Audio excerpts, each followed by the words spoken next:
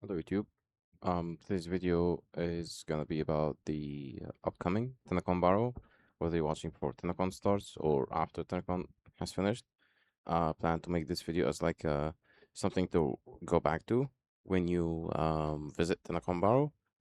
As I said, tennocon baro because I will not be covering baro Katir for this weekend. I'm only focusing on tennocon baro for people who bought the tennocon ticket. So if you're like a low MR person or like person you wanna try to catch up on the prime mods, this is the prime mod tier list. So you have like a better understanding of what you should prioritize over the others. So yeah, I also included the daily tribute mods because yeah, you can just decide which to pick also in the future if you're like close to achieving a milestone like 200, 400, stuff like that. So yeah, let's get right into it. So I already did the tier list on stream because I want the video to be like super quick and also a fast reference for anyone who wants to come back to this video. Don't have to like go skip ahead until I like finish rating every single mod. No, I want all of them to be rated, and you guys just go back, scroll or like scroll very quickly through the video to see like the mods in front of you here, and yeah, like buy the important ones. So yeah, let's start with the one and only Prime Sure-Footed. This mod changes the game for you with AoE weapons so much. Once you start using it, you're never going back. If you want to try what it feels like to have this mod, put normal Sure-Footed and Fortitude mod on your Warframe and shoot an AoE gun on your feet, and you'll thank me later. So yeah, Prime Sure-Footed in its own spot, 400 days login. I know it's too much, but once you get it, it's worth it. S tier are stuff you should buy 100% from Baroketeer, like Tenacon Baroketeer. Prime Flow, Prime Continuity in every single Warframe build. Prime Pack Leader, every pet. Prime Regen, every companion. Cry rounds, elemental damage, increases your damage by a lot because it multiplies with base damage and some other stuff. You cannot miss on damage. So yeah, this is not in every build, but it's a really important damage increase you must have. Firestorm, AoE weapons, meta right now. Blast Radius makes it even more meta. Elemental, same stuff, but instead of rifle, it's for shotgun. Formation, same as Firestorm. Elemental damage, just elemental damage, and it's more damage to your weapons, so yeah. Prime Point Blank, no need to explain. Ravage, no need to explain. The rest of them just the same. Prime Pressure Point, Prime Reach on almost every melee build, except if you want to switch this for conditional overload, doesn't matter. Prime Reach in every single melee. Um, A rank are stuff you could buy, but they're not. They're like a 70% must, not 100% like these. So yeah, for the A ranks, we have Prime Pistol Armor Mutation. I'll get to why other armor mutations are not here, but yeah, Pistol Armor Mutation. Prime Armor Instinct helps you with like looting and farming by look because of the loot radar it gives 55 meters. That can be kind of helpful if you like opening caches or like farming resources in general. Prime Tactical Bump is here because of its really, really high reload speed from one singular mod. 100% reload speed means it can cut down your reload speed in half.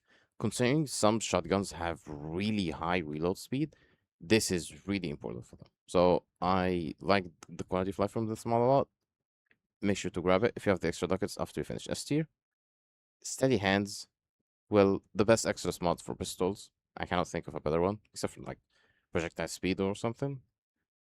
But Steady Hands is not an S tier because of Warframe pistol modding is kind of limited. If you have a vanilla pistol and you put Forma everywhere, you will end up in situations where you don't have enough capacity for it.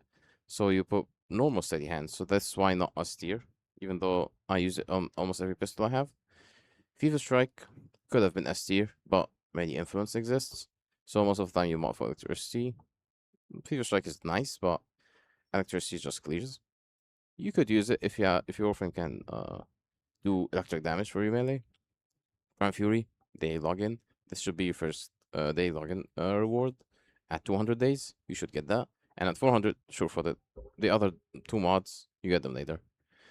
B rank. These are really good mods and really good damage increase, and I love them a lot.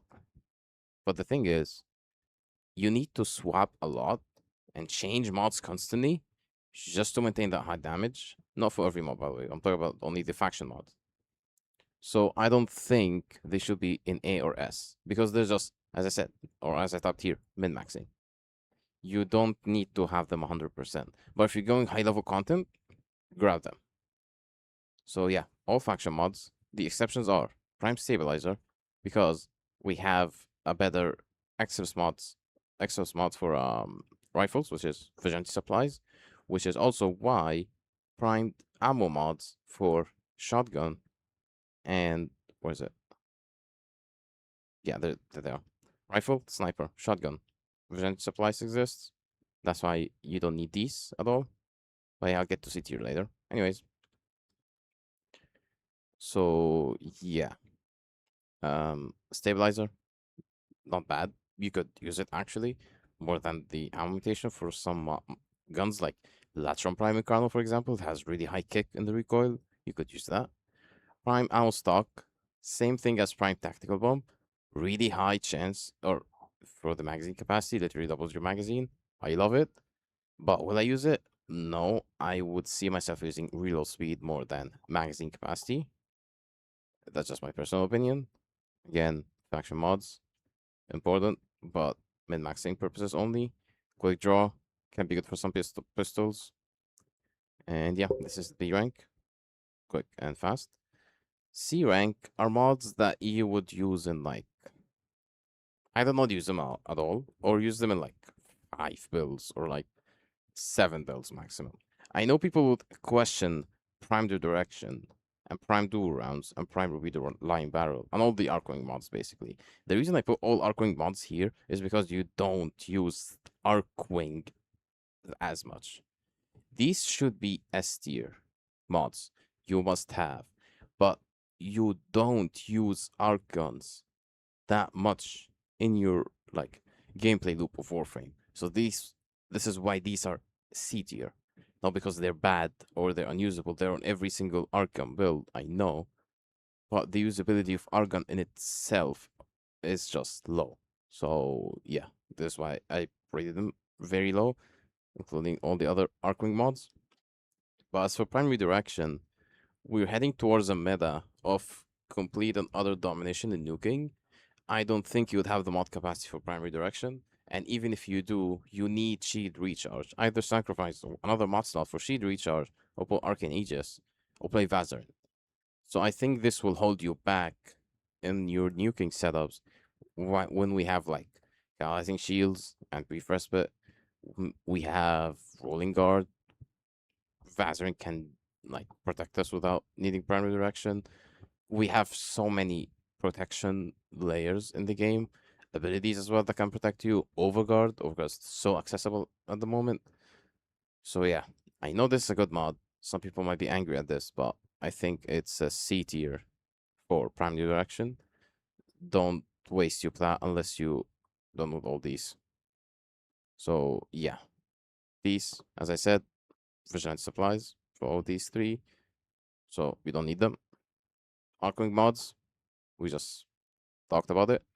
Prime fast hands, 55 reload speed is too low. Same for magazine warp. These numbers are just too low.